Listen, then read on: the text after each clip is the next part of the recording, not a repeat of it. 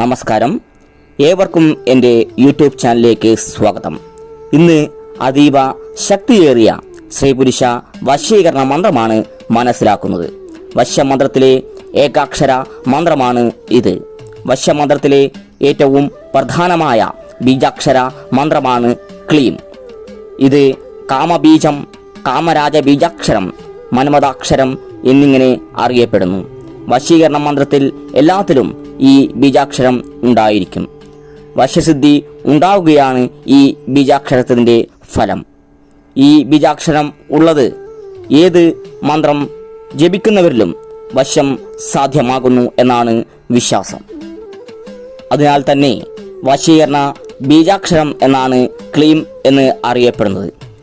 പരമശിവനെ ഭർത്താവായി കിട്ടാൻ പാർവതി ദേവി കഠിന തപസ് ചെയ്തപ്പോൾ ക്ലീം എന്ന ബീജാക്ഷര ശക്തിയാൽ കാമദേവൻ പരമശിവനെ ആകർഷിച്ചെടുത്തു എന്നാണ് വിശ്വാസം. കാമം അഥവാ ആഗ്രഹം എന്നത് ഏവർക്കും പ്രധാനപ്പെട്ട ഒന്നാണ്. ഈയൊരു ബീജാക്ഷര മന്ത്രം കൊണ്ട് ഏതൊരു സ്ത്രീ പുരുഷ വ്യക്തികളെയും വശത്തിലാക്കാൻ കഴിയുന്നതാണ്.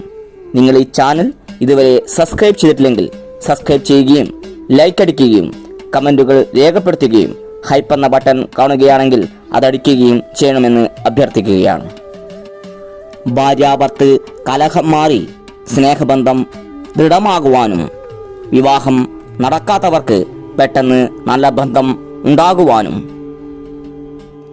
ഏറെ കാലം പ്രണയിച്ച് ദാമ്പത്തിക ജീവിതം ആഗ്രഹിക്കുന്നവർക്ക് ആ ആഗ്രഹം സഫലമാകുവാനും ഈ മന്ത്രജപത്തിലൂടെ കഴിയുന്നതാണ്. ഈയൊരു ക്ലീം എന്ന മന്ത്രം മന്ത്രസിദ്ധി നേടുവാൻ ലക്ഷം തവണ ഉരുവിടേണ്ടതുണ്ട്. സാധാരണക്കാർക്ക് വളരെ പ്രയാസമുള്ള കാര്യമാണ് അത്. ഏത് വശമന്ത്രമായാലും ക്ലീം എന്ന പദം ഉണ്ടായിരിക്കുന്നതാണ്. വശം എന്നത് ഒരാളെ ആകർഷിക്കുക എന്നത് കൂടിയാണ്.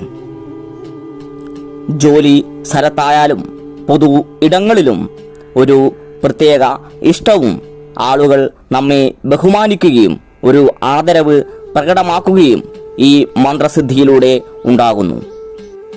ഈ ഒരക്ഷരം ഉരുവിടുമ്പോൾ പുരുഷന്മാർ സ്ത്രീകളിലേക്കും സ്ത്രീകൾ പുരുഷന്മാരിലേക്കും ആകർഷിക്കപ്പെടുന്നു. ക്ലീം എന്ന ബീജാക്ഷരം കൊണ്ട് എങ്ങനെ വശം സാധ്യമാക്കാം എന്ന് നമുക്കൊന്ന് മനസ്സിലാക്കാം.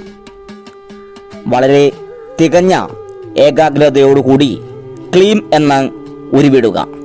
വീണ്ടും ആവർത്തിച്ച് സാവധാനം ജപിക്കുക. ഇപ്രകാരം 108 ഒരു ദിവസം ഉരുവിടുക.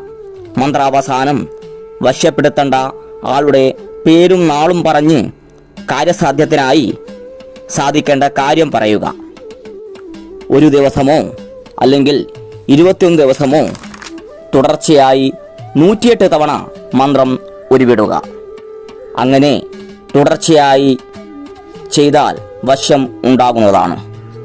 ഈ മന്ത്രം ചൊല്ലുന്നതിന് വ്രതമോ നിലവിളക്കോ ഒന്നും ആവശ്യമില്ല. ഏതൊരാൾക്കും ചെയ്യാവുന്നതാണ്. തികഞ്ഞ ഏകാഗ്രത ആവശ്യമാണ്. മറ്റു ചിന്തകൾ ഒന്നും മനസ്സിൽ ഉണ്ടാവരുത്. വശത്തിനായി പറഞ്ഞിരിക്കുന്ന വടക്ക് ഭാഗത്ത് ഇരുന്ന് വടക്കോട്ട് തിരിഞ്ഞിരുന്ന് മന്ത്രം ഉരുവിടുക. ഏത് ദിവസവും മന്ത്രം ഉരുവിട്ട് തുടങ്ങാവുന്നതാണ്. രാത്രികാലങ്ങളിൽ മന്ത്രം ഉരുവിടുന്നത് പെട്ടെന്നുള്ള ഫലസിദ്ധി നമുക്ക് ലഭിക്കുന്നു. കാമദേവനെ മനസ്സിൽ സങ്കല്പിച്ച് ഏകാഗ്രതയോടുകൂടി ജപം നടത്തിയാൽ വശം പെട്ടെന്ന് സാധ്യമാകുന്നതാണ്. കൃത്യമായ രീതിയിൽ ഏകാഗ്രതയോടുകൂടി മന്ത്രം ഉരുവിടുന്നവർക്ക് വശസിദ്ധി പെട്ടെന്ന് ഉണ്ടാവുകയും അവർ ആഗ്രഹിച്ച കാര്യങ്ങൾ നേടിയെടുക്കുവാൻ കഴിയുന്നതുമാണ്. ഇന്നത്തെ വീഡിയോ നിങ്ങൾക്ക് ഇഷ്ടപ്പെട്ടു എന്ന് കരുതുന്നു. നന്ദി, നമസ്കാരം.